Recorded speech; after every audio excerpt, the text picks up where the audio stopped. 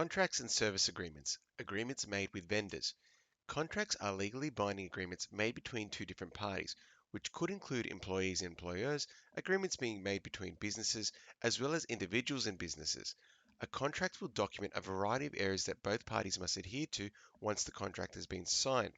A service agreement is a specific type of contract which is made between a service provider and a customer. And that's what we're going to focus on in today's video. We're going to be taking a look at service agreements and their terms and conditions. So within a service agreement, usually the following types of components are covered. So firstly, we have the scope of work, which is description of the agreed services that will be provided by the service provider and essentially what they have to do for the person that they entered into this contract in. So it could be doing a specific job task, build something for them, repair a specific piece of the workplace. Okay, it will detail that in the agreement.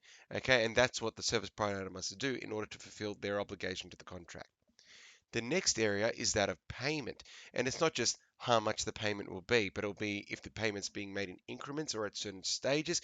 It will detail when payments will take place, as well as outline the methods used for giving the payment. So will it be electronically? Will it be something that's scheduled that takes place between the banks straight away? Okay, is it going to be cash in hand, or does the payment just happen as a lump sum at the end of the operation? The third area is the duration of the contract, which specifically states the start date and the end date of the actual contract. So this contract is alive and legally binding between these two dates. Okay, and it mightn't just be when the work is completed, because this could be an ongoing contract for an ongoing service for an organization. So it might say that this contract is annual, but then it could be up for renewal at a certain date. The fourth area is out of performance and quality standards, the minimum standard of quality expected from the goods or services. So the actual service provider can't just do something to the minimum level of capacity. Okay, they have to actually do their work to a quality level, or the product that is bought has a base level of quality that is expected for the actual customer entering into the contract. So this will be outlined in the contract, okay, that there's a specific level of quality that's been measured, okay, and that it has to satisfy that level of quality in order to be that the contract has been adhered to.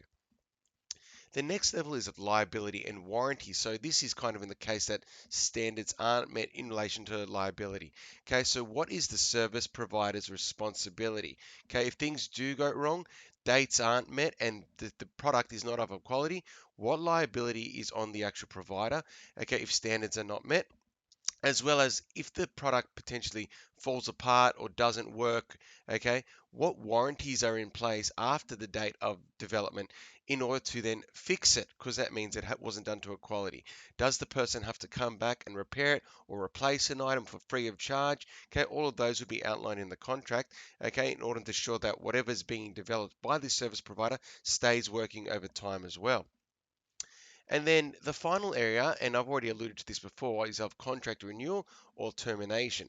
So over time, if it is an ongoing contract, it might be an annual contract that we renew every year or every 4 months, okay, where the service provider keeps getting renewed to continue to providing their services to a specific individual or to an organization, okay. And basically, what are those dates? They'll be determined in the contract, or the frequency of that renewal, as well as the process of cancellation.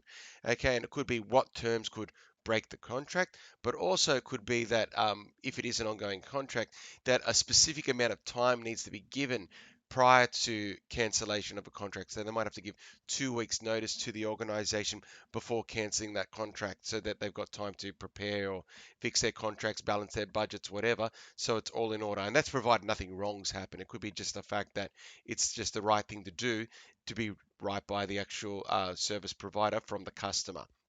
So they're just a few areas that might be covered in a service agreement in relation to terms and conditions. Okay, there are also many others as well, but they're just the base ones to understand there.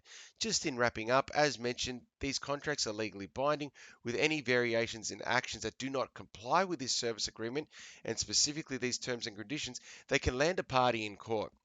Okay, so if products aren't up to a quality standard, if people aren't being paid, if scope of work is not being fulfilled, okay, or if things are falling apart and it's seen that the service provider is liable, it could end up with both parties in court trying to determine who owes who money. Okay, but hopefully there's enough in the contract that they can work around it prior to getting there.